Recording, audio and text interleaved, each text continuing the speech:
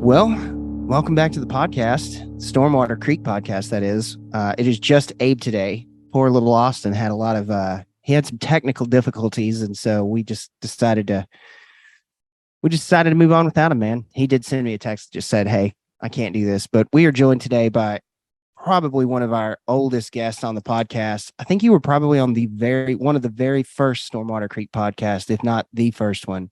But we're joined by the great Jared Kennedy. So, hello. Yeah, man. Thank you for joining us again. So, so what you been up to, man? Anything fun? Well, a little bit of hunting in New Mexico, a little bit of fishing here in Texas, but not a whole lot of fun just yet. Things are just getting going. So we had two good antelope hunts. Antelopes, 2 different 3-day seasons there. Really 3 different 3-day seasons, but we only hunt 2. We had a big group of 7 the first hunt, and then 2 the second hunt this year. No, 6 and 2 total. So yeah, we had good antelope hunts, and looking forward to elk season and mule deer season. But that's about it. I get a lot of pictures, game camera pictures on my phone. Yeah. Of crows and dove and like tumbleweed. And it's been so wet in New Mexico. I'm paying all this money to get pictures of birds, because nothing's coming to water. So you guys have been pretty wet too. Well, it was dry until about mid-June. It started raining, and it's just rained every week since then. Just doesn't stop. Really green, looks good. That's good. It seems like that's been pretty predominant across some parts of the West. It seems pretty checkerboard, where it's like we're getting rain here, not getting rain there. You know, kind of so forth. So, oh man, it can be. And my buddy, they own several ranches, and one's still in a drought. I mean, one's still, missed everything almost. It's maybe a little green, but not growing very well. Yeah. Then some of it's just knee-high gama grass, just black with seed heads, Yeah. It's just those monsoon storms. It's not like getting a big belt that comes up from a hurricane and gets everybody for 3 days. They just kind of get what they get. And it's been a weird weather year for sure. I mean, I think this is the 3rd time since the 50s that there's been no named storms in August. So no hurricanes at all. I think there was only one. I think there was only that one that hit Florida in the first part of the year, and that was it. And then everything else has just been out in the Atlantic. And I mean, there were 2 hurricanes in the Atlantic, just turned and went up, maybe hit some islands out there, but nobody. Right. But it's, crazy I don't know, year. maybe crazy year. What is this? I think they're saying there's going to be a La Nina year, so it's supposed to be colder. Who knows? I don't know. It was supposed to be that way last year. It was supposed to be colder and wetter than we were expecting. So maybe it's this year that it's going to happen. So I like cold and wet. As a duck hunter, you don't get much better than that. Especially a duck hunter in the South. You need it to be cold and wet. You need it to freeze from Canada to about Oklahoma City for it to Dallas. Exactly. Canada to Dallas. Yeah, Canada to Dallas needs to be a tundra basically for us to get these ducks down here. So it seems like it, doesn't it? But I'm looking forward to it. I think we've got a Western hunt coming up, an elk hunt soon. But so pronghorn, man, you got some coming up. None yet though, right? No, we've had 2 pronghorn hunts already. Hunts? Yeah, August 12th, 13th, 14th, something like that, or maybe 13th, 14th. 15th, and then the second one was, I want to say, the 20th, 21st, 22nd of August. So New Mexico does them really early. Texas pronghorn season is October 1st. Okay. And I do have one Texas tag left on a pretty good sized ranch outside of Dalhart, but and the landowner will guide that tag. I won't really guide that one myself, but there is that's the good thing about hunting antelope in New Mexico is you get your hunting season started early. Yeah. Middle August, and then the week after that, pretty much. So Yeah, I want to check that box real soon. you need to. Yeah. It'd be fun to go do that with you. So man, the meat's incredible. The hunt is fun. It's the way we do it in New Mexico is more of a gentleman's hunt. Where there's a lot of riding around. You get the big scope out and you take a look at the animals and decide if you want to go get closer and get a shot. Yeah. And so, it's fun. Just the last couple of years, we've had a couple of different groups that are like, hey, I know it's one-on-one guided, but is it okay if we go together? Yeah. So me and the landowner will jump in the truck with them and we kind of tag team it, Yeah. Everybody's one thing about it. And we've been very lucky where I guide, and I'm not trying to sell hunts, but we've had a 100% success on everything. Yeah. And there's going to be a mule deer hunt that comes up that we're not going to do that on. It's just the hardest of the three. Elk, generally, we know when we have a guy coming to, what we're going to see. They just don't hide as well. They're hide to hard, really difficult for a 700-pound animal to hide. Yeah, but those mule deer will sit there laid up in a bush and watch you drive by 5 times before they get up. Yeah. I mean, they're very wily. That's what makes it such a fun, cool hunt. But anyways, we're batting 1,000 right now. That'll change one of these days.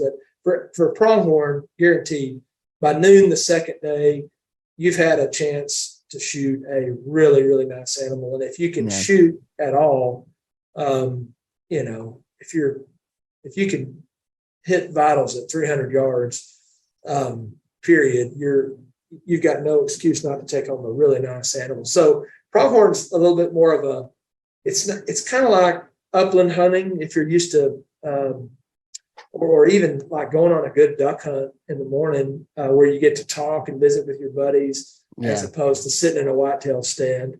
Less of a struggle than mule deer and elk are struggles, I feel like, and you persevere through the struggle to get it. Austin, you look very professional. Austin has joined us now. Austin has maybe I wasn't supposed to make that announcement. You're fine. Did you call the Geek Squad? Official. Did you call the Geek Squad from Best Buy and be like, damn laptop? Might as well have. Oh my God. I was like, it wasn't recognizing the audio in, and it does that randomly. So you just reset it, and it didn't say you need to do 40 minutes worth of updates. Yeah. I don't think there's a more like, oh my gosh, stress inducing thing than that. Cause like that'll happen sometimes. Like my computer will start acting weird at work. And you're like restart and you're like, God, you're doing update. You're like, oh, Jesus Christ. I've got 2 minutes before this meeting starts. And you're like, well, I'm doing this one for the phone, Yeah.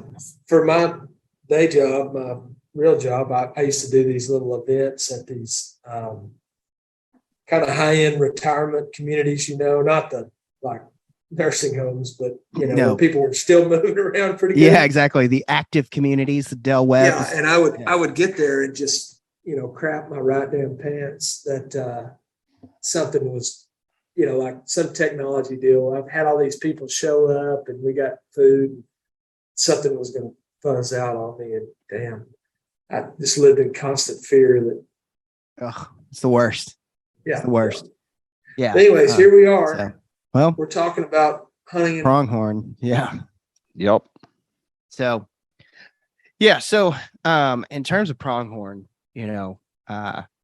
just so I think that's such a cool hunt, though. Like you said, just because it is such, like you said, gentleman hunt where you get to talk, you get to hang out.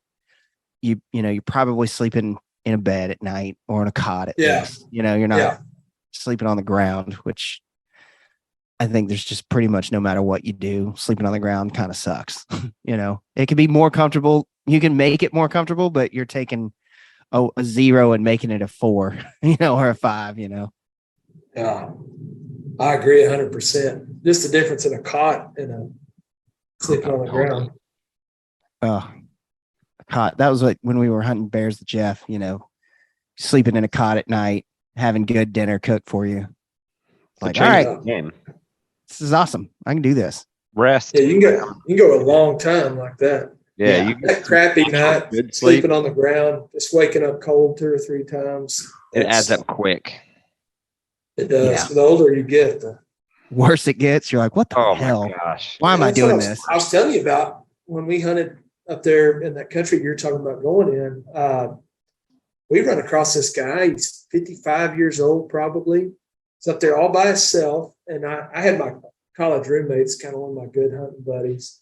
And we just run into this old guy, and he's built like a bull rider, about 5'8" or whatever, and stocky, but he's got to be mid 50s then, 56, 57 years old up there all by himself.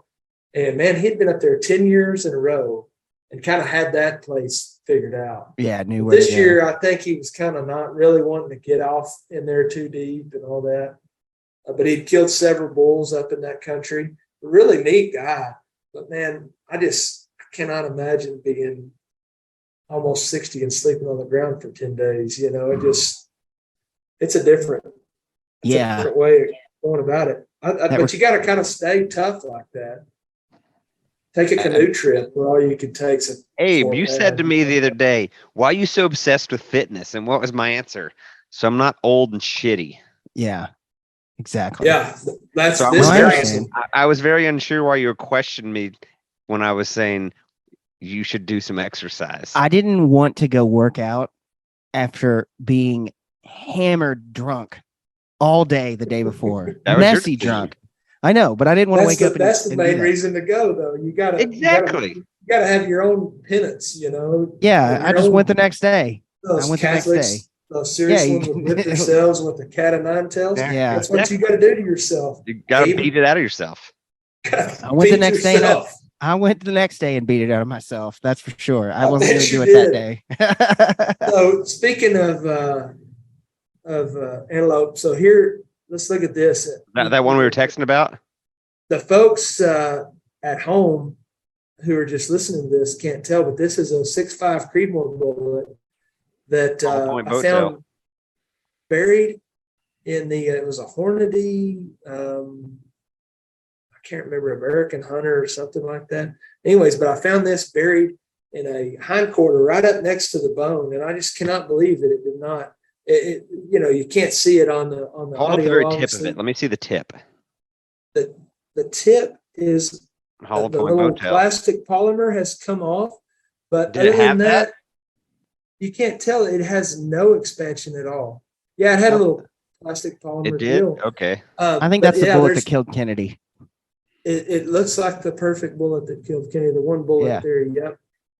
But anyways, See, that's relevant guess- because your last name's Kennedy. the really. See how I tied that The, together? You are Oh a my God. host. I guess the moral of the story is crap happens. When you shoot, you really don't know how it's going to work out. But it should have been I guess it was a lethal hit. But man, he had to hit some arteries somewhere because that thing did not expand and do its job. Yeah. But crap happens. What was the distance? 265 yards, I think. That's not bad. It should have been screaming still. At Yeah, 265. exactly. It is. Yeah, I mean, it wasn't 1,000. Like my wife's gun, she shoots a 6.5, and her shooting a handful of deer with it now, I wouldn't shoot it at anything under 200. It's too fast still. I clearly bought her decent rounds, and Yeah. it's ice picked a lot of things, and it's killed them, but the blood trail's been bad, and it just doesn't seem to do quite the damage. Shoot him in the shoulder. Yeah, sit him down. Done. Pin that sucker. Yeah. That's what I'm telling her this year. Like, Take the shoulders out. we can burn a whitetail shoulder. No Yeah. fun.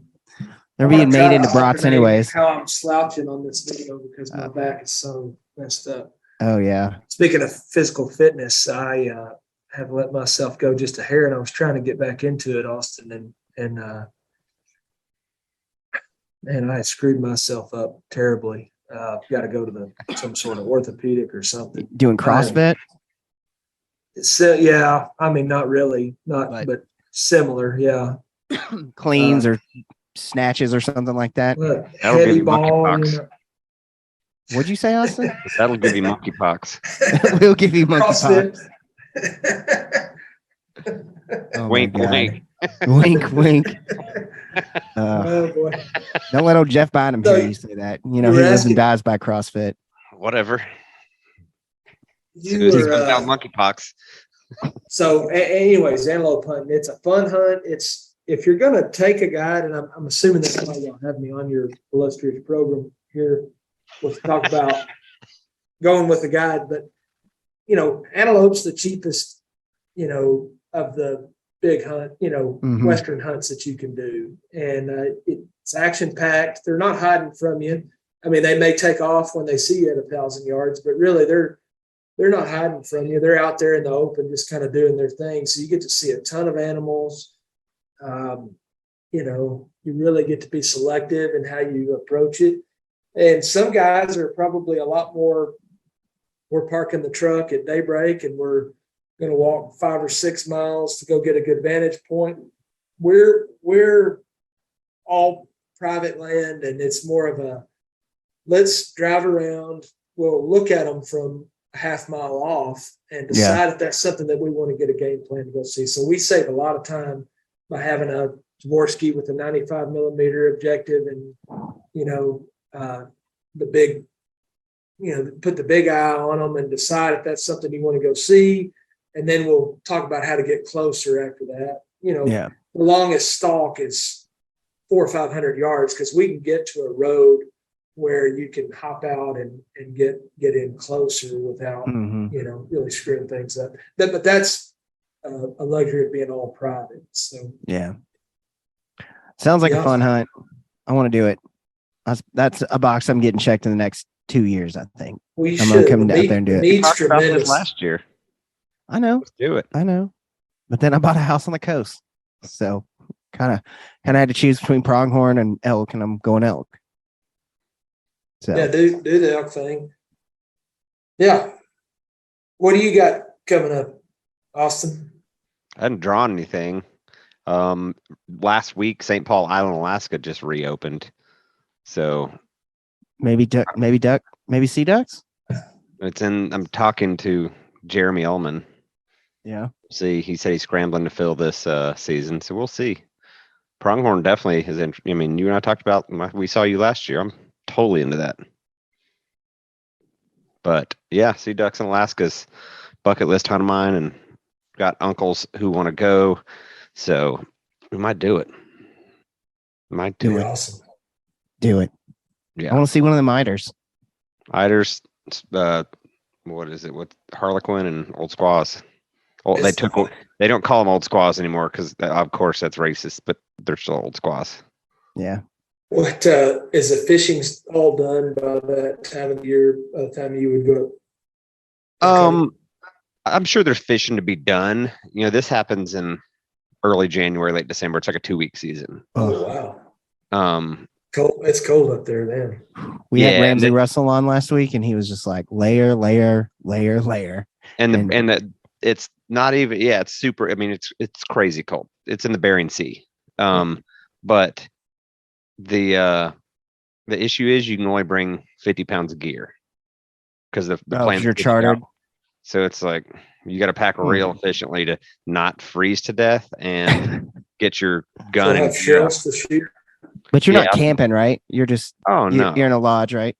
For the price it is, you're in an absolute lodge, and they'll supply guns and waders too if you want them.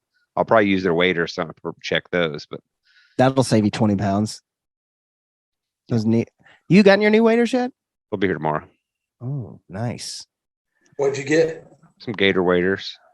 I was looking at those. They look nice. Give them a shot.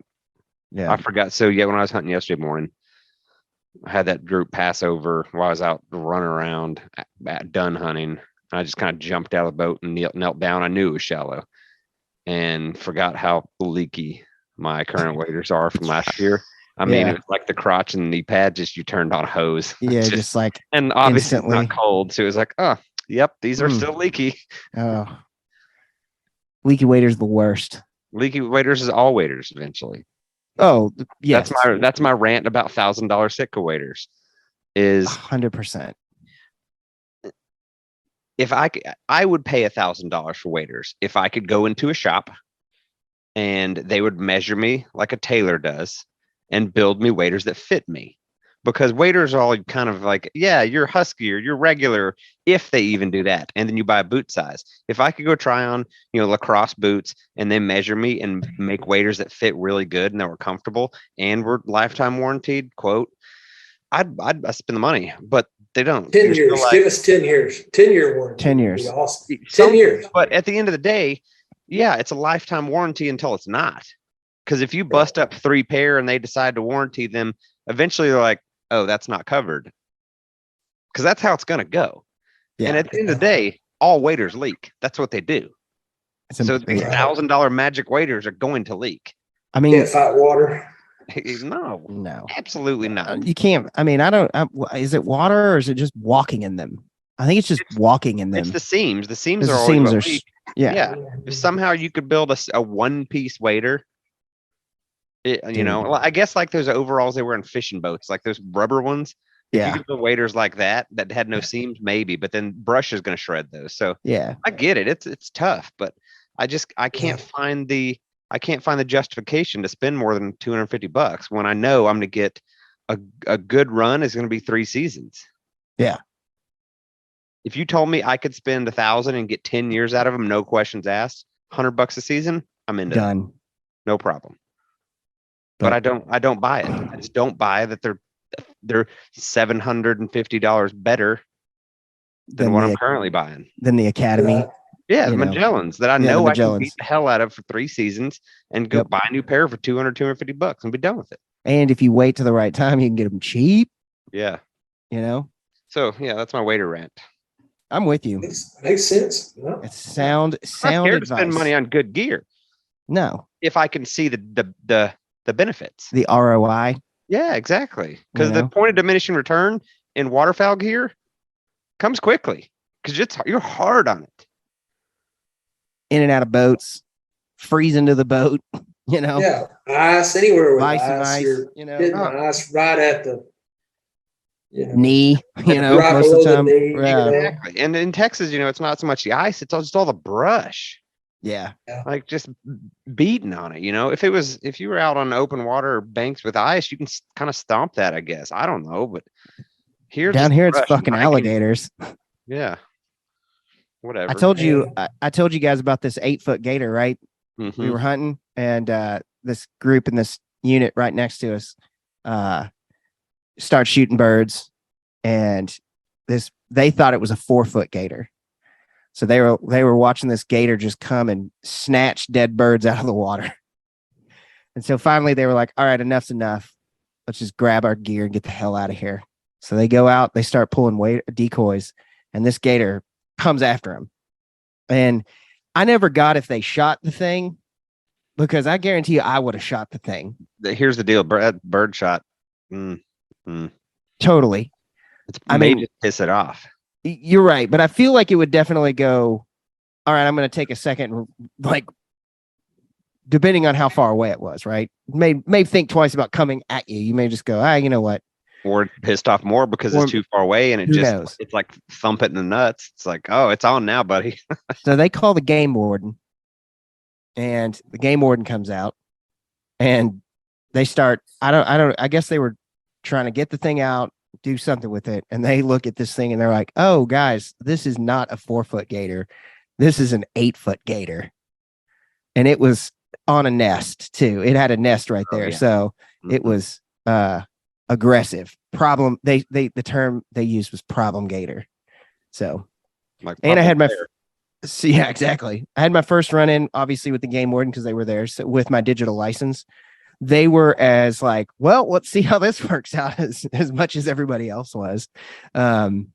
So we were asking them like, so what's the deal? I put your idea of putting the waterfall stamp behind your phone and between your phone and your phone case, genius. Game warden was even like, that's the way to do it right there. That's the first time I've heard that. That's the way to do it. That's why I get paid the extra medium.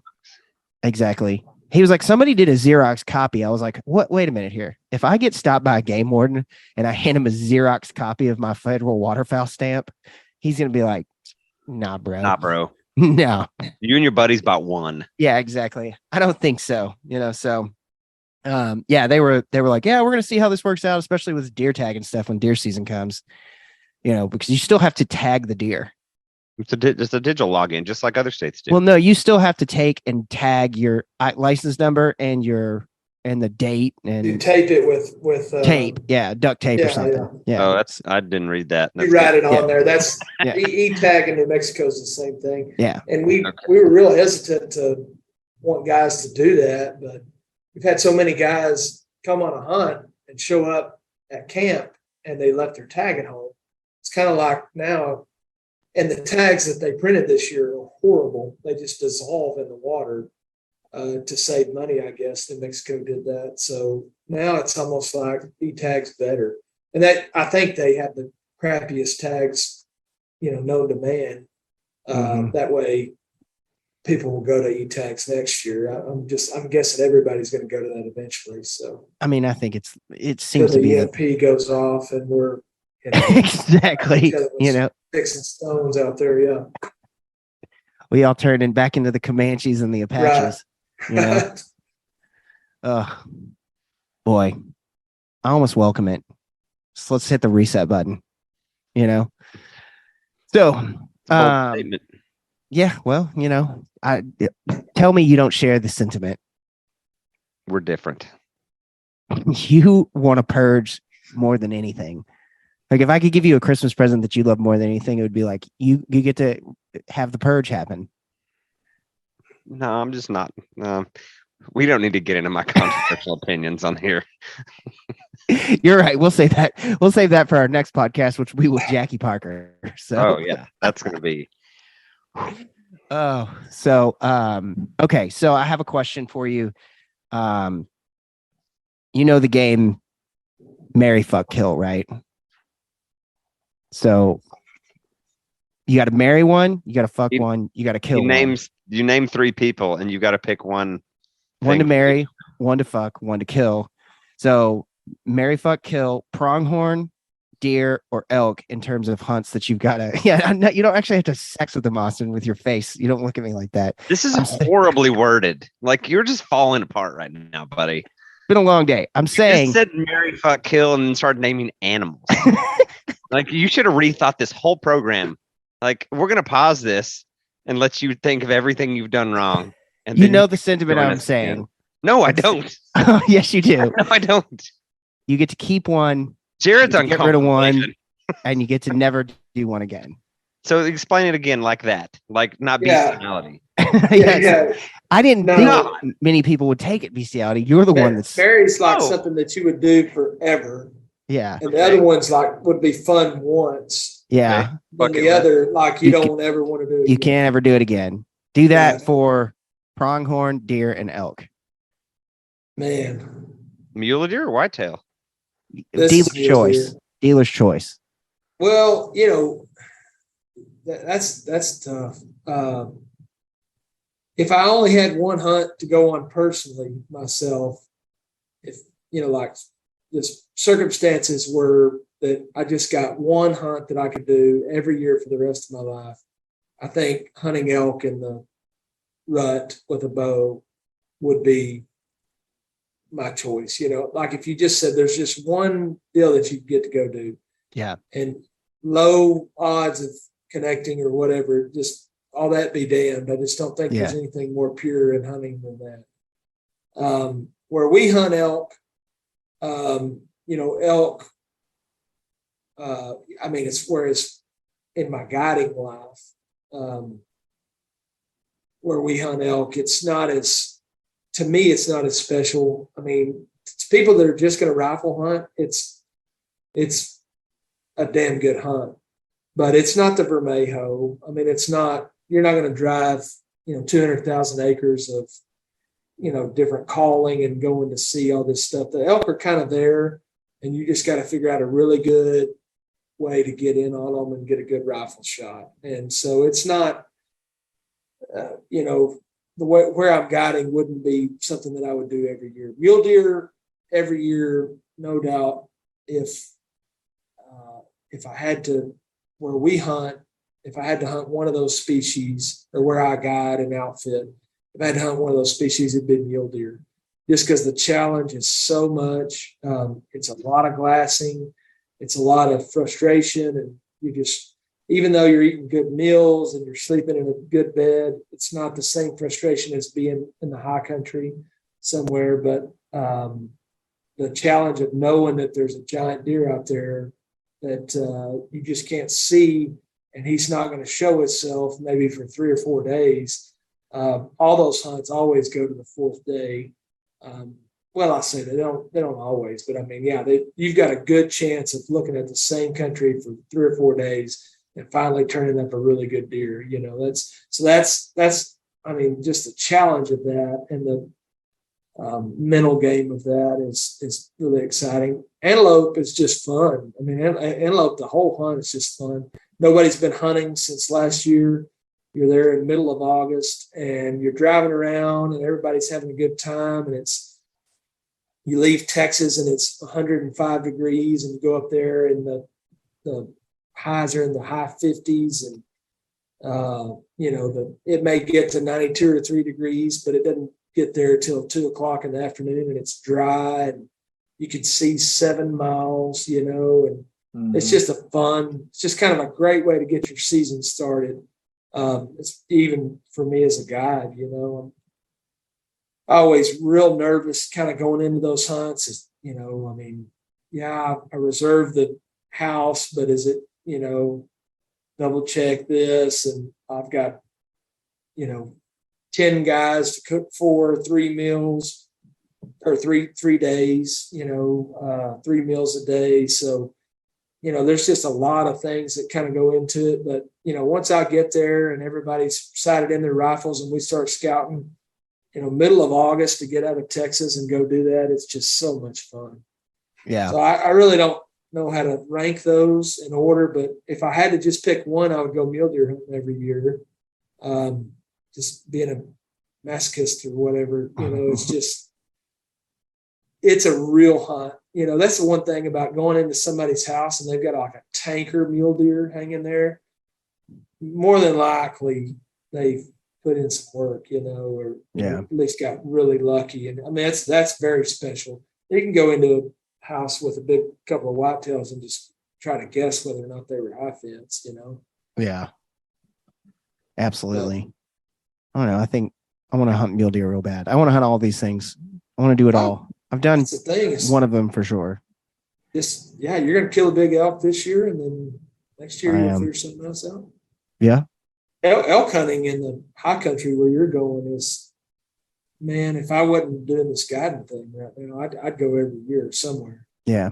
It really is. Those are special hunts. It is. Yeah. I'm a big fan of it. So, speaking of guiding, so definitely one of the things we wanted to talk to you about this time is just kind of like the life of a guide, right? So, what are some of the biggest mistakes, the things that people do that they shouldn't do when going out with a guide? Yeah.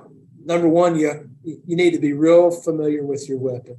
You need to be able to shoot well. I mean, there's really no excuse to show up on any hunt and not be able to use your weapon very proficiently. I mean, shooting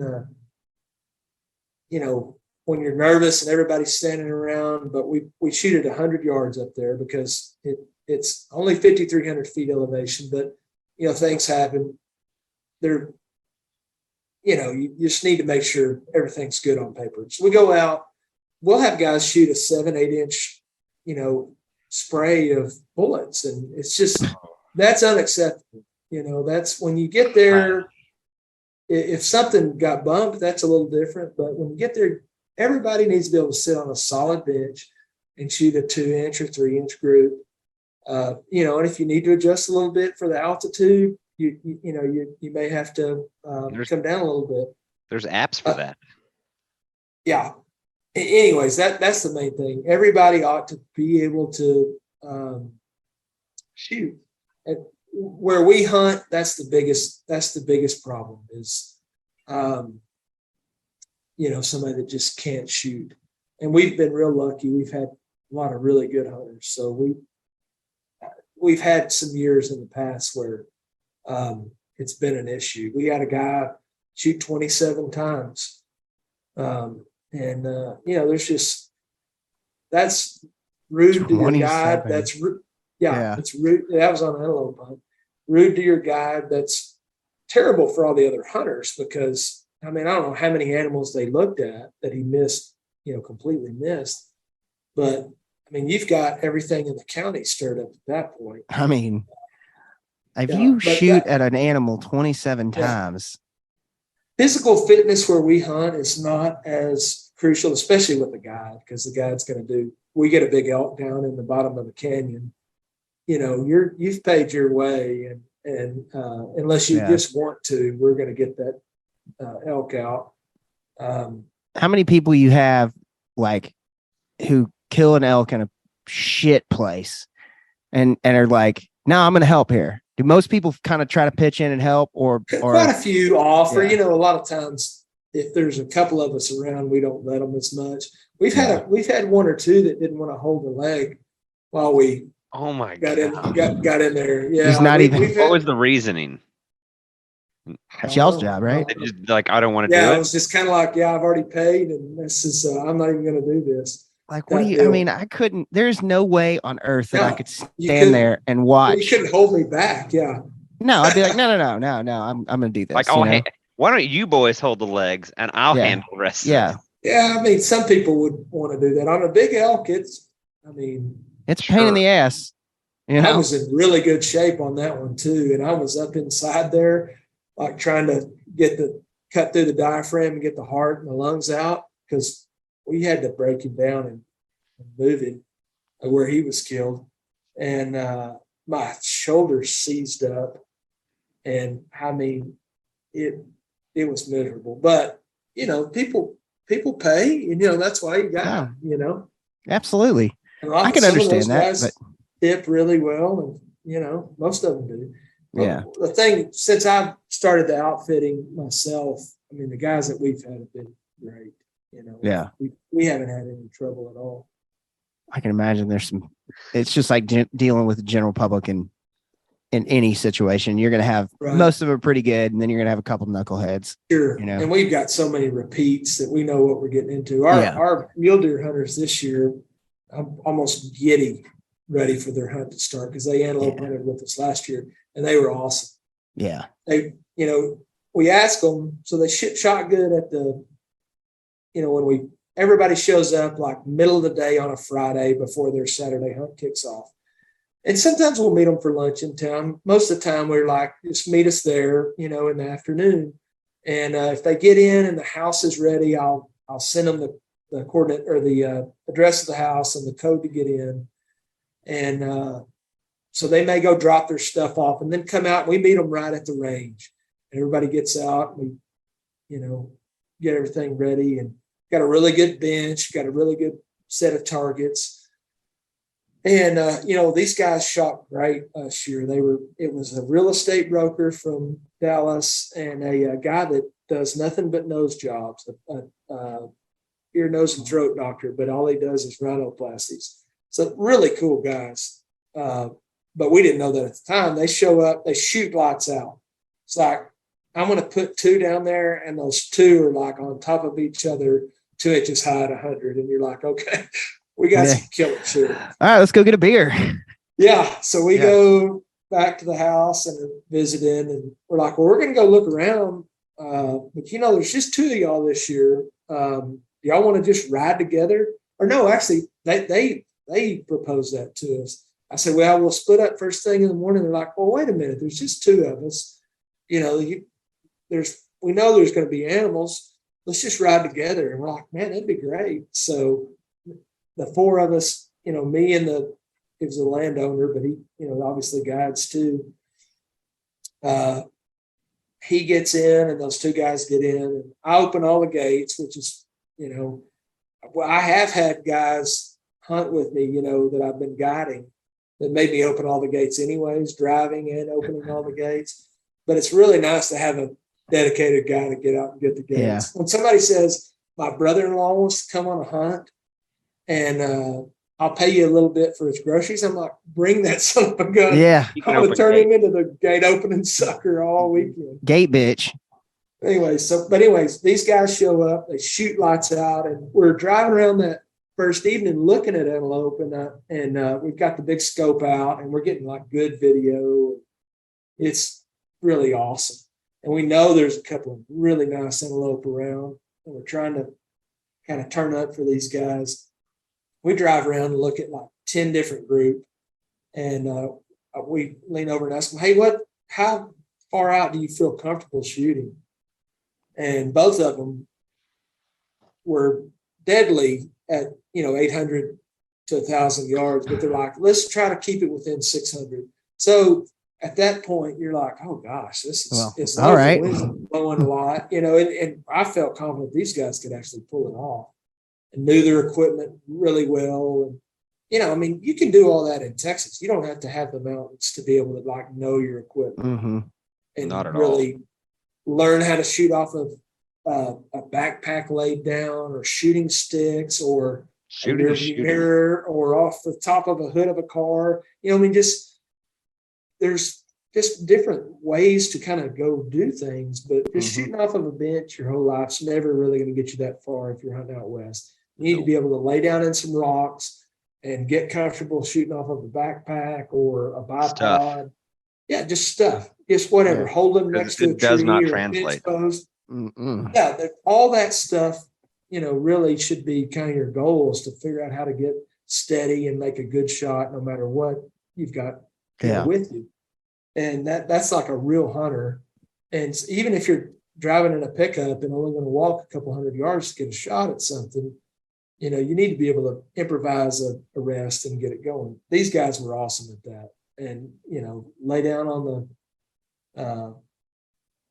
on a mat right next to the truck and shoot 600 yards. So we knew we had some shooters, and we knew we had some guys that just wanted to kind of have a good time. One of the best hunts we've ever had. They wound up tagging out both of them. So we had to go play a game of washers, which is a big deal down there. We had to go play a game of washers. Me and the other guide and the two hunters, we drew for partners.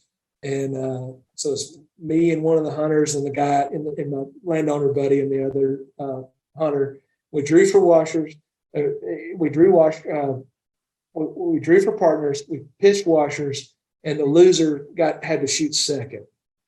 So that's how they came up with that. You could flip a coin or whatever, but that's how they came up with who was going to shoot second. We looked all day, got on a giant, and accidentally, or just the way it worked out, we bumped him onto the neighbor, and so we backed out of there real quick and came back. And we said, well, he'll be back in the morning. But on our way back into the house that night, we just turned around and saw an absolute giant. And the first shooter shot that one. And so we went back the next day, found that giant, and got on him, just could not get a shot at him. He was kind of on the neighbor's fence line and kind of bumped him, came back and shot another really, really big antelope on the way back to the house both times. But those guys had a great hunt. They're coming back to mule deer hunt with us, but they knew their rifle. They knew what they could do and couldn't do. And they were willing to kind of go we probably looked at 50 or 60 bucks before they made a decision. Wow. And they listened to their guide. I kind of defer to the guy that's lived there his whole life, that guides with me and owns all that land. He's a genius on that stuff. He thinks when he's driving down the road and he sees an antelope right next to him, he can tell you when he's going to stop within about 5 seconds. He'll say, okay, he's about to stop, and he'll stop the truck, and that antelope will stop. And it's unbelievable. But no, we looked at a ton of them, and having a good scope, if I was going to go antelope hunting in Wyoming, which I plan on here in a couple of years, I've been putting in for points. I've got 4 or 5 now, maybe 6. So I'm going to get a medium unit, here to go Wyoming pronghorn hunting, if you told me I had to go do it with no binoculars or no spotting scope, I'd just say leave the binoculars at home. Yeah. I mean, a good spotting scope with a big objective diameter that's got a good field of view, there's no doubt in my mind that's the most important thing. We didn't have one for years up there, but you would see something kind of far off and say, well, it looks like a good buck. I can't tell. I know it's a buck, but I can't really tell. You have to drive over there and screw everything up in between you and them to go look. Or, if you're hunting public somewhere and there's no roads, you're going to walk forever. I mean, And you're you just going to just have to wear suck yourself it up. out. Yeah. I mean, if you're really going to go on a pronghorn hunt on public land somewhere and you don't have a nice spotting scope, man, you better think about it. Sell something, go buy one. Yeah, exactly. You hear that, Austin? We- Sell something. Sell something or make more money. We need you to buy us a big spotting scope, Austin. I've got a couple sitting downstairs. I want it like a 95 like he has. I've got the digital ones from work. I know. Well, that'll work. But you were just set on a 95 objective traditional. Yeah, traditional's cool. I have to see this It's digital cool. stuff. I don't know. I have to It's see it. It's like a 30 to 120, has a 3-inch screen. It can record, it can stream Wi-Fi, it can take pictures. So you can kick to an iPad somebody else is looking at, so you can be like, hey, check that out. That's cool. Yeah. We've looked at that. We've looked 6-7 miles out with it. Got image cool. stabilization built in, because you know how spotting scopes get when you get way up there that you breathe wrong. Or the wind. Yeah. Yeah, The exactly. wind's the killer where we're at. Yeah. So these have image stabilization built in and reticle, so you can if you do your mill measurements, you can do your math and range it by reticle if you don't have a rangefinder, if you're into that. Like they're pretty slick. What else do you need to know about it? Antelope. Explain like what's a trophy antelope, because I think they're super cool, and I see them and think, oh yeah, those are nice horns, because they're horns, not antlers. But explain like scoring an antelope. That's I think everybody could probably understands deer and elk and all that, but yeah, there you go. So what makes an awesome antelope? Like that one on the right there. Oh, my right, your left. That looks like a meaty one, like a lot of mass. Yeah. I wouldn't let either one of those get killed. And I killed the one on the left, my left, your right, that you're talking about was massier. I killed him on this place, and we're killing way better antelope now. But here's the thing about antelope. Mass is almost king. You get 4 mass measurements. Width does nothing for you, but it is a little bit of an optical illusion in that something that's a little bit wider is actually going to be longer than you anticipate. So the measurements that you get on an antelope on each horn side, there's a length, total length, outside all the way around the curl. And like a big antelope is 15, to kill a 15-incher is a big deal. There's the prong, so it goes to the back of the horn out. So from the tip of the prong to the back of the horn. And then there's 4 mass measurements on each side. So mass is the thing that is so hard to judge, and it's what makes a Boone and Crockett antelope or not. I don't know this for a fact, but they've got to be, in my opinion, the hardest animal to judge just looking at them. We always tell everybody, if you can tell it's a buck right away, it's worth taking another look at. And if you can see that he's very dark looking, like if it looks like a black, real black, there's some mass there. They're not pencil horn. But it's kind of a weird deal, because if your prong is a little bit higher on the horn, sometimes you can get that 3rd mass measurement on that horn below that prong, which is major. So mass is very important. We had an antelope killed this year that if you took his 3rd prong or his 3rd mass measurement below the prong, would have been an 88-inch pronghorn. And we're thinking he took him to an official score. He has not gone through the drying process, but we're thinking he's going to be around 83 because this official score said he thinks that they'll take the third mass measurement above the prong, which obviously is a smaller part of that antelope. But it'll still be, so Boone and Crockett, you make the book at 80 inches and you make all-time book at 82 inches. So Wow. You've got the length on both sides and then 4 mass measurements on each side and then the prong measurement. So 82 is all time. And the place where I got, they've killed half dozen or more.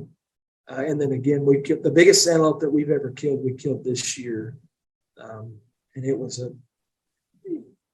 if you're looking on my Instagram, you can see it. It's in that first hunt. You can just tell by the mass of it and how high the prong is that it's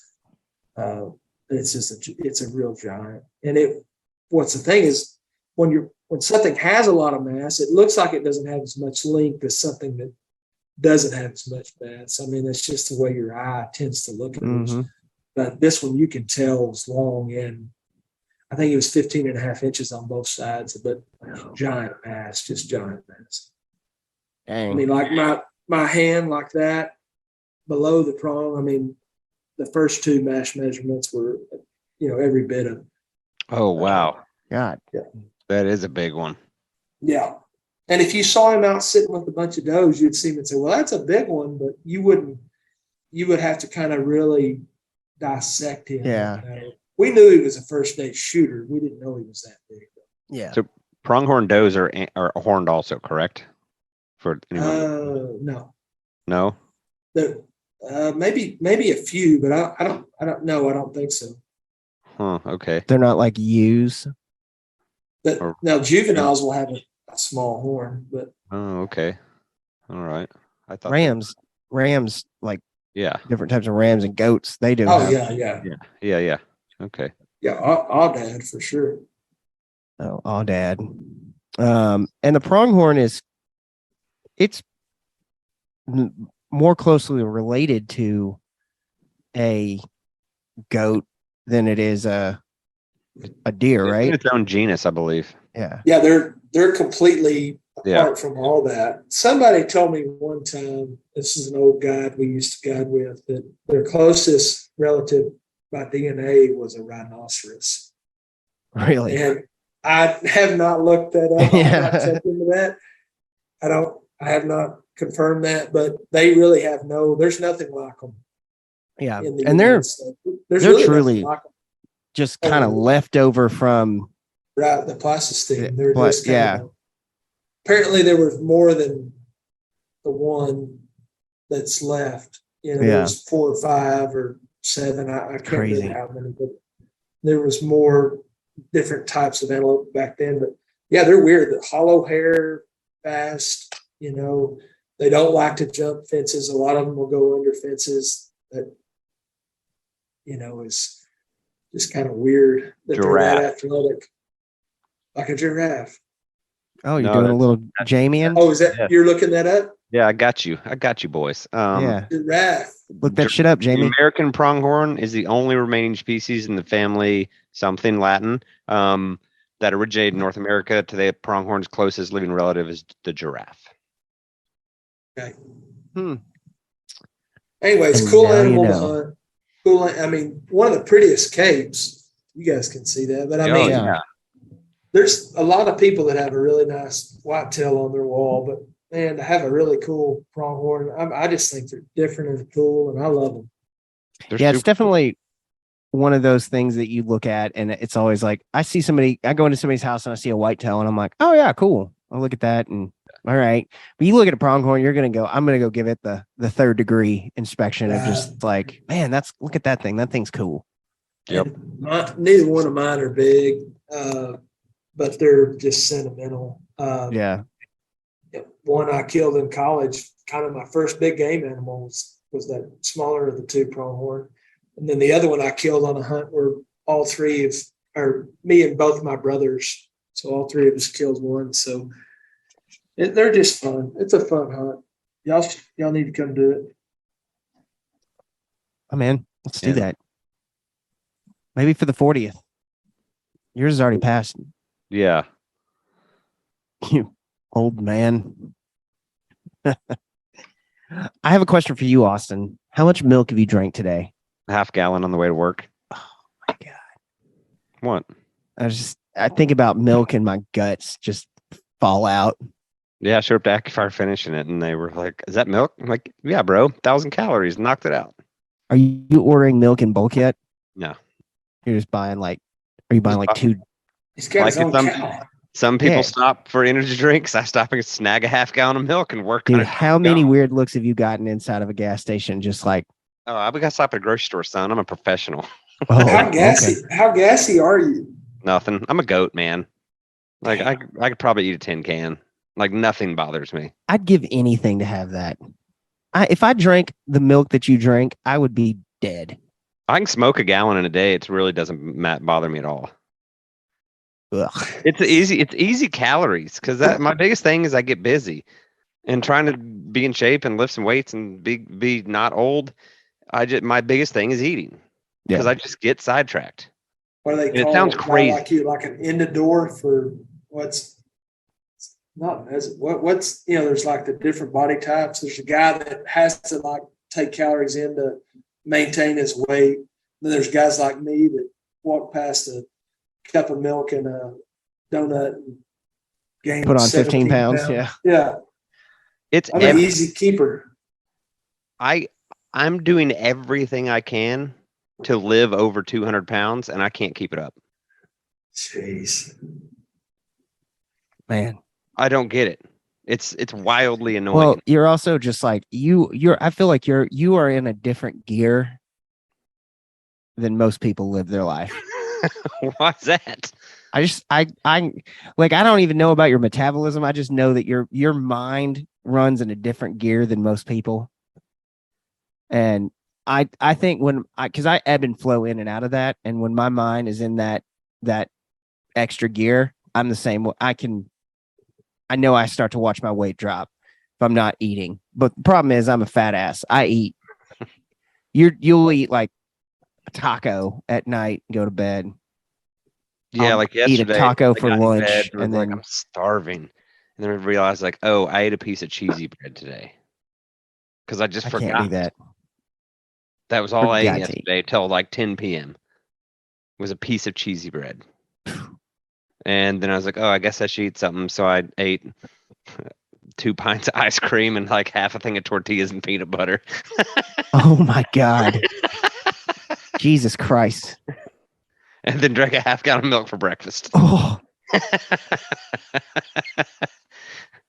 You guys are funny. that's ridiculous, dude. It's ridiculous. I know it is. No, I know it. It's completely ridiculous. But I think if you're putting the work in that you can do Yeah, that. I don't just sit around well. No, not at So, all. mm-mm. See, I'm a real good at sitting around. Like tomorrow, I'm gonna hit the lake in the morning, go work, Mhm. get off work, mow the lawn, hit the gym. Like it'll be a day. Yeah. And then maybe hit Eagle Mountain Lake tomorrow night too. Maybe Bed Bath and Beyond. I don't know if there's enough I don't time. know if I have enough time. Yeah, So but- let's roll this. And this is you were talking about being a host. I'm gonna do a professional transition here, Steve Ranella style. So we're talking about food. Jared, what is your go-to like backcountry? Like if you had one thing you could eat in the backcountry, what are you eating? Backcountry. But besides, let's throw this caveat out there because I think everybody's going. Obviously, the answer is the backstrap's something you just killed, right? So let's take that off the table because that's the most. No, you know, you can obviously just the clarify by saying what food are you bringing with you? There you go. Yeah. See, teamwork. The house. The old mountain house. A mountain house. I don't see any reason to do anything different in my opinion. Beef stroganoff, chili mac. Lasagna. Mhm. Lasagna's good. It sticks to Yeah. your spoon so bad it takes you like 10 minutes to gnaw all the Yeah, that's true. Parmesan or whatever off of it. But no, I love all that stuff. I think for 14 days you ought to be able to do that and be fine. It really never gave me the dysentery like it does some people. I feel like people say it does the opposite of the dysentery. Like It just clogs you up. I hadn't bother been me. plugged up since I was a kid. You know, it's kind of hard to get me there. But no, just probably beef. If I had just one that I had to pick, it's like beef stroganoff with a thing of Tabasco that I packed in, and like a Ziploc bag full of Tony Chachere's. And man, I'm happy with that. And then I like a good, I like the granola and blueberries, you know, in the morning hot. Put some hot water in there, and Starbucks via coffee. And man, you know, at lunch, I may make a Mountain House at lunch. I'm just crazy like that, you know.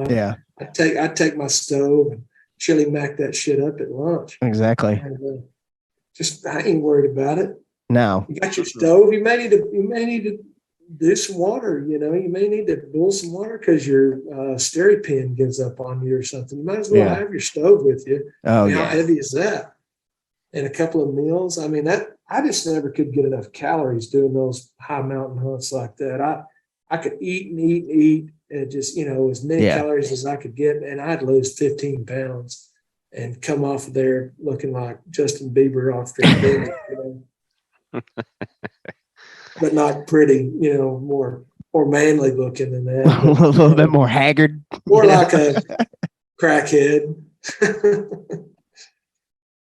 It happens. But yeah, those I'm a mountain house. But like if we're actually at like hunting camp and I get to cook, you know, I'm gonna make a steak and good potatoes and some green beans and some bread pudding, and you know that's like our big meal where we have our guided deal. But one meal we like to blow it out with fillets and all kinds of good stuff. All good food. All good stuff. Yeah. So I like to cook.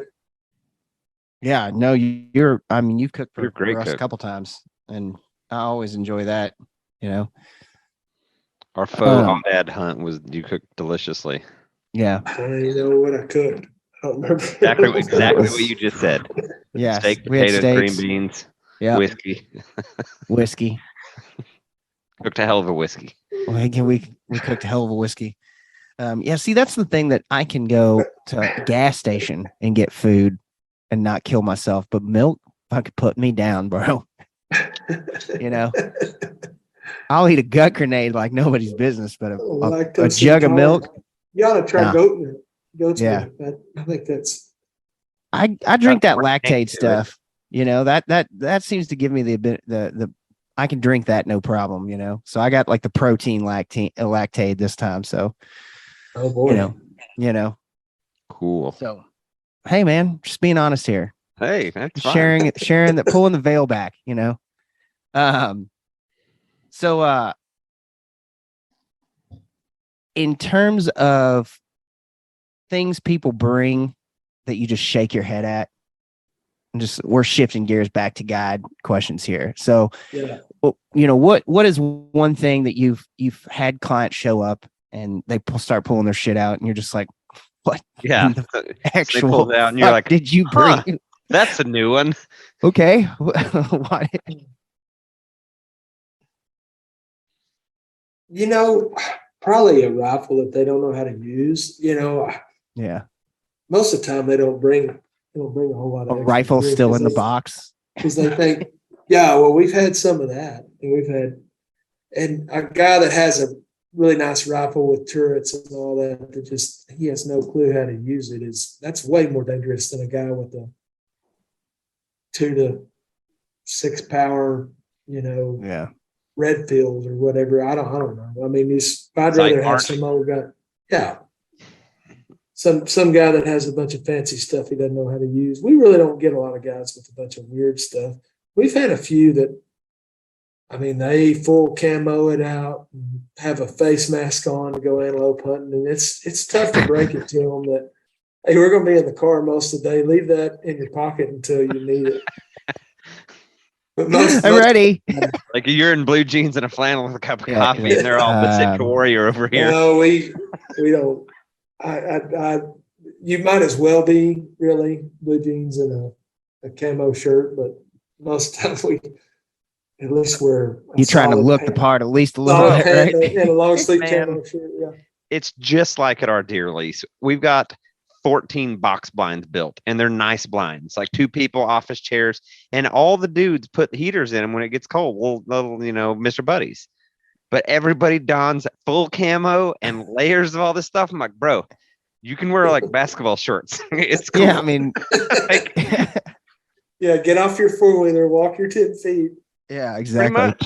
Park your four-wheeler underneath the ladder. but I also do Yes. see the other side of it, that a lot of the warmest clothes are made in camo. So I do get that. Yeah. But Right. everybody buys all this new camo. I'm like, bro, you're sitting in a tiny house here and shooting out the window, and that's Yeah. cool. I'm No there doubt. too. I'm also joining you, but in the summer I'll wear flip flops and cargo shorts and like, where are you going? I'm like, I'm going to kill pigs, and just roll off. Like, Oh, no, yeah. man. Mm-mm. Mm-mm. Well, and then what Abe's going to do, go up in the mountains for elk, away from everything and way up on the hill. You gotta think of everything, and but you can't pack too much. I mean, that's the real science of it. I mean, that's a real hunt. It's Nobody taken can me. take anything away from you when you go pull something like that off and get it No. done. I mean, like you said, I think it's a real science of knowing how to sit at your house and look at all the things you have and think about all the things you want to bring on that mountain, and then just pare that down, and then have something that like, if I've gotten it to where if I know I've gone up and I haven't used something, it absolutely doesn't go in the bag again. I've pared down over the course of these couple years that I've gone. What are 3 examples of that? Like a saw and a hatchet. Like now, instead of me bringing a saw and a hatchet and James bringing his, it's like James brings a hatchet, I bring no. a saw. Duplicates are duplicates, sure. or obviously those are the types of things, but also just like just like an extra pair of pants. I'm not bringing that. Yeah. I've got extra like base layer, Sure. but that's like camp base layer, right? So it's like changing to that at night, and then that stays in the sleeping bag from there. From once camp set up, that stays there. But just like, I feel like just knives is another thing that I brought. Like, I'll bring 3 or 4 of these because I need a big knife and I need a smaller knife. It's like, no, I've gotten that pared down to where I just have my one knife, and I have my pocket knife that I can use to kind of, if I need to dig something out, because I use Muscle something. Yeah. muscle through something. That's what that. Like an outdoor edge. Yep. Or Avalon, or which. I got an outdoor edge. I have a pocket knife, and I bring the just like my camp saw. And so if I got to saw through some ribs, or saw through something, I'll just use that camp saw and just get through that way if I've got to. If not, then I don't even need to. So. And for whitetail and pronghorn, I'll still use a Havilon a lot of times, but if mule deer or elk, I'd never even touch a Havilon. I use that outdoor edge for almost everything. Yeah. And I love, like, I've got a few really nice skinning knives, but man, I'd hate to even screw them up, Yeah. When you've got all those replaceable blades now. It's kind of taking the romance out of that a little bit, but I still like having them. But man, as a guide, to just pop that blade in there and go. And I have seen, like, if you're going on one of those high country hunts, like a little steel, whether you're using it on your pocket knife or even on that outdoor edge, gets a little dull. You can hit it on that steel a couple of times and it straightens that thing out. Just like, steel's not sharpening, it's just straightening out where things are laid over. And you can get a lot more use out of those knives that way. But that's, it's all weight. I had everything down. I didn't like cut my toothbrush in half, but I knew the weight of everything that was in my pack. Yeah. The first year that I went up there, and then kind of honed it a little bit. The water treatment deal was what we got better at. That was the question I was going to ask you that you just reminded me of that I forgot. You said Steri Pen earlier. So Steri Pen over a No. filter? Not for me. Yeah. Not in Colorado where there's that much water. Most everywhere you're going to be is going to have lots of water. And I like having the big 2 or 4 liter bags and the gravity feeder. And just hang it in the tree when you take a break and scoop it up and fill up have a clean bag and a dirty bag and fill your water bottle up. And if you're still there hanging out, fill up the clean bladder to carry with you. I mean, people loved it. I think I got a bum Steri Pen the first time I had it. I just never could really get it to work where I felt good taking it out. Yeah. It just seemed like it would work about half the time. And then I was nervous as shit. But I did double. When we were hunting up there, I took the Sea to Summit, or I can't remember Catadine or one of those. One of those gravity filters. So, with the big, big dirty bag, and then, the hose that comes down to your clean bag that's laying on the ground. But I also took those drops, those iodine. No, they weren't iodine. They're it's what you use for if you're camping and your freshwater tank on your camper, and you were going to go out somewhere on like in a fifth wheel or a bumper pull camper, you'd put that in it's like a chlorine treatment. Yeah. I just took double safe. There's these 2 little, I wish I had them, but God, it's been so long since I've done that. But there's just 2 little bottles of A and a B, and you fill up this little deal and you put it in the 2 gallons, and it's good, once it sloshes around. And it's odorless and flavorless, Yeah. But Colorado's lucky that you've got all that water. If I was hunting somewhere else, I might do something different. But Yeah. that's kind of what we figured was best. Throw the filter in your sleeping bag to keep it warm at night so it didn't freeze. And we never had any trouble. But I took the drops again as just in case I screwed something up. Dude, always nice to have something as a backup, suspenders, yeah. Yeah. Yeah, that's definitely something. I carry the filter, the kind of down like pump filter, which is it's been great so far, but boy, it's just like always like, is this the year it gives out? And you're like, God damn it, boiling water is the worst. I would say the worst way to have to acquire and get water in the backcountry is melting snow. The second is just boiling water, but boiling snow is the worst. A lot of fuel and a lot of messing with it.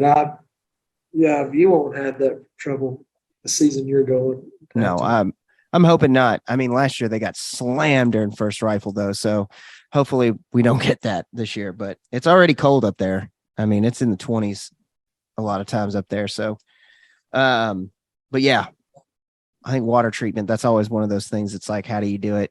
I mean, Bynum lives and dies by that Steri Pen. Yeah. But I don't know. He would know, man. Those guys that do it a lot like it. There's lots of those guys that like that Steri Pen. I think I just got a bum one and should have sent it back and probably just didn't know any better. Yeah. I never did trust it, but to take it and have the extra weight. Anyways. The Steri Pen's the UV one, right? Yeah. Yeah. You slosh the water around and it goes in the top and just it's supposed to work really good. Yeah. I didn't get sick the water we drank off the Steri Pen, so that's all that matters, right? Yes, sir. I mean, a lot of times I guess if you're hitting moving water, you kind of got a little bit of an advantage. Water. Yeah, you're and if you're just doing whatever else, just kind of take the rest of it out. So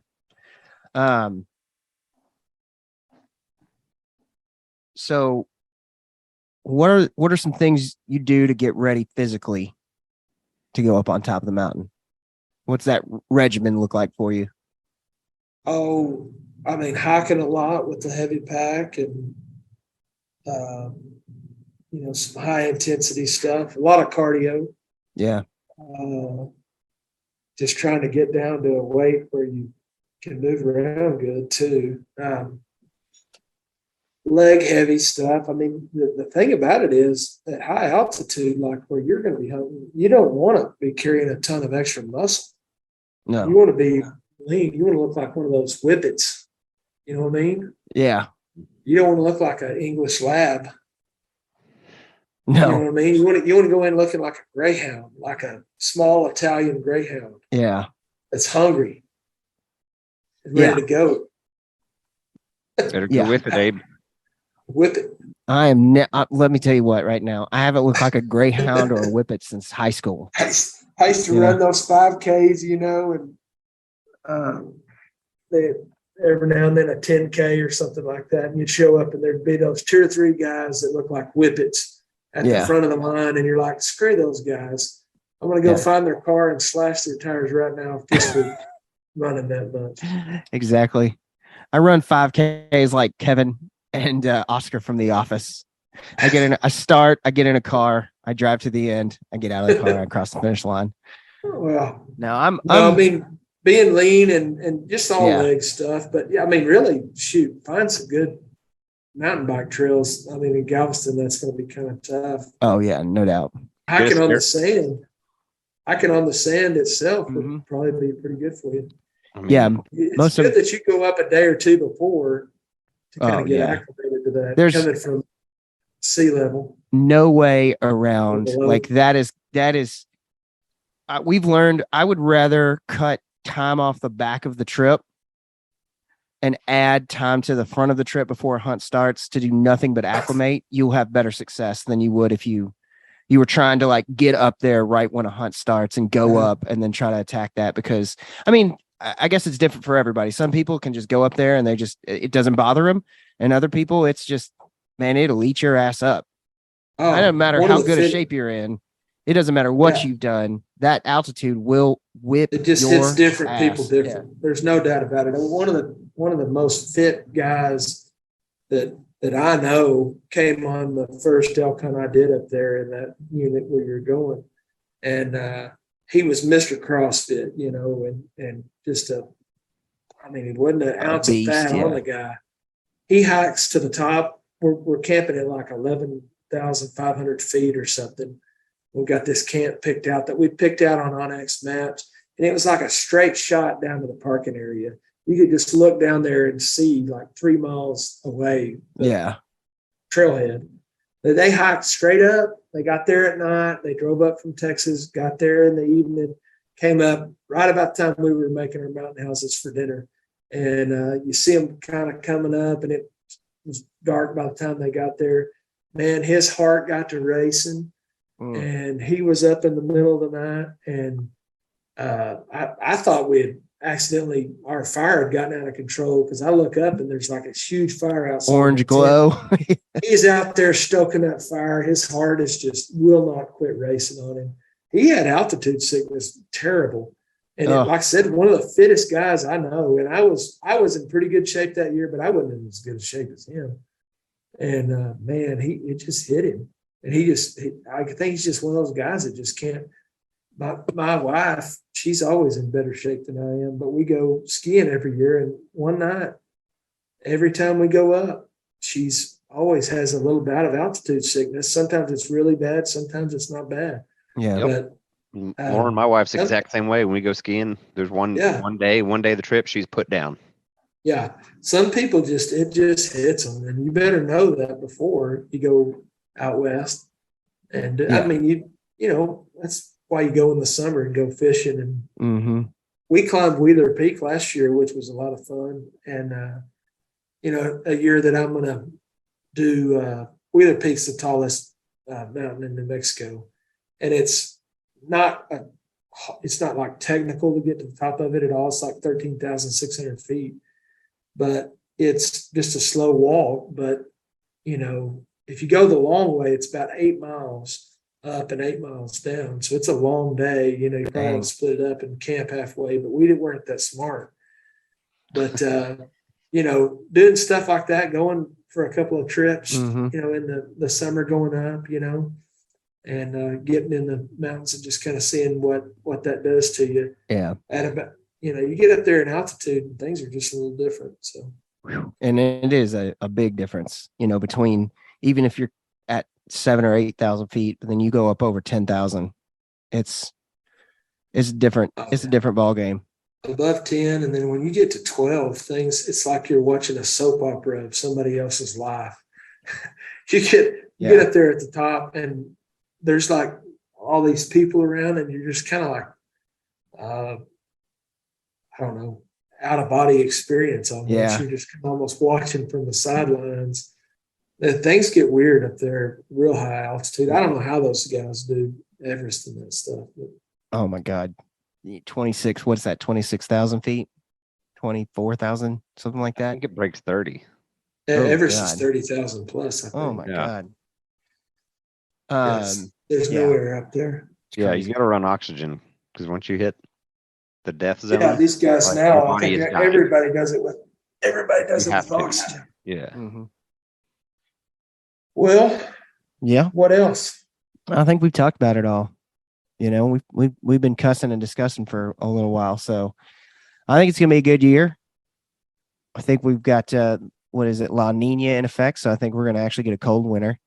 It's my bold prediction. Saying farm almanac saying Midwest is going to be rough. I think Who it's going to knows? be, yeah, we'll see. We'll see. You can bring ducks out of Canada again, which is nice. See that? You have to be vaccinated to go up there. Yep. Yeah, you got to still be closed. vaccinated, but you can bring ducks back, which is a ruling they just reversed. Yeah. I think DU got it reversed, which is kind of cool. So I don't know. After talking to Ramsey Russell, I think Argentina is where it'd be at. Well, I tried to get y'all to go to Mexico last year, and everybody poo-pooed on that idea. I know. They have much like in Baja, like where you could go on that. You could do like a cast and blast in Baja and kill all those, cinnamon teal and blue wings. That would be Yeah. pretty awesome. You That's got cool. good offshore fishing right there close. I don't know. We ought to check into that. I wanted cinnamon teal, and I want a full plumage ruddy. And a real nice full plumage blue winged would be great too. But those two are like the Mexico ducks I want. Yeah. I wonder if I'm going to be able to get some nice full plumage blue wing towards Oh, you January. will. Yeah, there'll be some. Yeah, you'll get them Sure. down there come later season if they don't have But an all you got moved. a good chance of killing twos. There a lot of banded. What's the black duck looking duck that's down there? Mottled duck. Mottled ducks, yeah. Yeah, you got a good chance of shooting a banded mottled duck down there. I love those Drake mottled ducks and black They're ducks. super cool. I think they're really cool. Such an understated. If you went into a guy's office and he had a really badass looking mottled duck, Yeah. banded mottled duck, You'd know he knew what's up. You'd be like, this guy's a real duck hunter. Exactly. It's kind of like having a giant pronghorn or mule deer. You go into somebody's house and go, okay, some of those you can't really buy. Yeah, you got to hunt a lot to get. Yeah. I think that's definitely on my list as a big giant mule deer. Well, I mean, there's levels to that, Yeah. I mean, there's the big. Some people like that big Sonora mule deer. I want to personally. I want to kill a Boone Crockett pronghorn and a Boone Crockett mule deer more than elk or whitetail. Yeah. I just think a giant mule deer is very special. I'd be willing to go to Sonora and spend a week and a half and spend a bunch of money and go to like where there's really big mule deer. The other way you do it is Alberta or something like that, and go with a really high end outfitter there. Pronghorn, man, you got to get lucky and draw a really nice New Mexico tag to get a good chance at one. Yeah. And then you got to hire that pronghorn guide service. They tend to have it kind of down, but a really good Arizona tag, really good New Mexico tag. Every now and then, Wyoming. Yeah. We kill some Boone and Crockett, but your odds. There's a few counties in New Mexico and a few counties in Arizona and a few counties in Wyoming and probably New Mexico is top of the list where you can kill a big pronghorn, but it's just not something that is very attainable. So Yeah. It's not Rocky Mountain Bighorn sheep, but it's it's a killing a Boone Crockett pronghorn. Sure enough, big one, 84, 85 inch. That's pretty hard to come by. So Yeah. Yeah. anyways, So you said you did have a Texas tag left. I do So have if one somebody was Texas tag. listening, how would they contact you? Just send me a message on Instagram at Texas Rod and Rifle, or email me, or I guess just send me a text, 817-223-2842. Would probably be the best. How many weird Trusting. pictures am I gonna get? You're trusting. Now this is pretty far in, so if anybody's listening to this, they're probably going to be trustworthy to have your phone number. Yeah, man, maybe. So I should get a new phone next yeah. week. Oh my God, we're gonna get a message that was like, take that shit off the internet right now. Yeah. Made a mistake, boys. Yeah, we messed I'm up. on Instagram. I can't remember exactly how I spell it, but They'll find that's you. where I mean I don't We'll put it in the show notes. I don't have a website, but depending on what you hunt, somewhere between 25,000 and it's just Texas Rod and Rifle, all spelled out. Texas Rod and Rifle. 25,000 acres for antelope and about 50,000 for mule deer, and just elk. We hunt that 25,000 acre part, but it's there's really about 5,000 acres that holds most of the elk. It's all down in canyons and stuff, but it's a cool place. It's a fun hunt. Real laid back people and good guides. I use mostly local folks, and it's we've got a really good setup, good food. We generally have good food. That's the one thing I never have to worry about when I'm around you. Yeah. I've got food and fun and a little Dan Crenshaw every now and then. Oh man. I'll tell you, the fact that we got this far into this before that was mentioned. It's not one of my shiniest moments, but it's all right. We've all got it. We've all got our arch nemesis. I didn't wind up with a tattoo and hanging out with you guys. You let your guard down. I get worried that you might have a prison tattoo before you wake up. No, it's not like that. Oh, no. We were hanging out with some people the other, like in February, and they were like, "Yeah, tattoo him when he goes to sleep." And it's like, no, nobody's getting tattooed when they go to sleep. Yeah. First of all, the fact is that there's no way. The moment that tattoo gun got kicked on, you'd be like, "What the hell?" Machine. Yeah.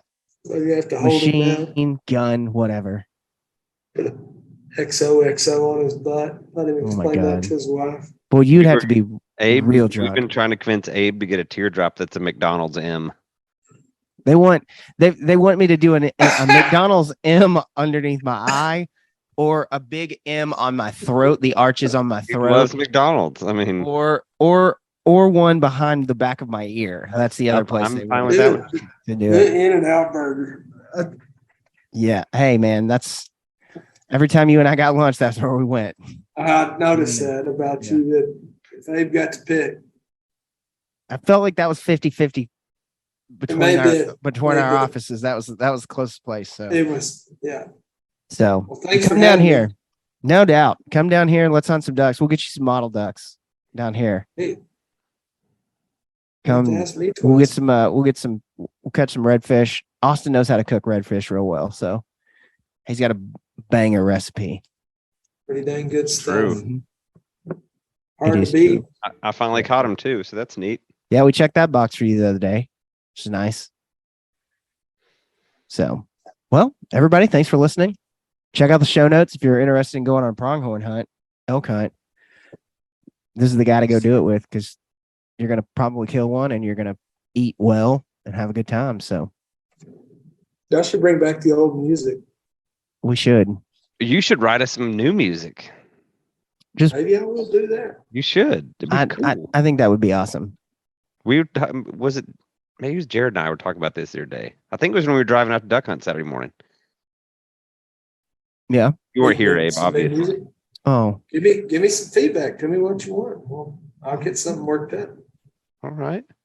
What, fiddles, steel guitar, Oh, dude, or do you Have want you to heard go of hard? no FX? you can throw in some fiddle and some steel guitar. That'd be awesome. Oh yeah, You know? fiddles are cool. Yeah, I All like right, a good we'll work fiddle. on that.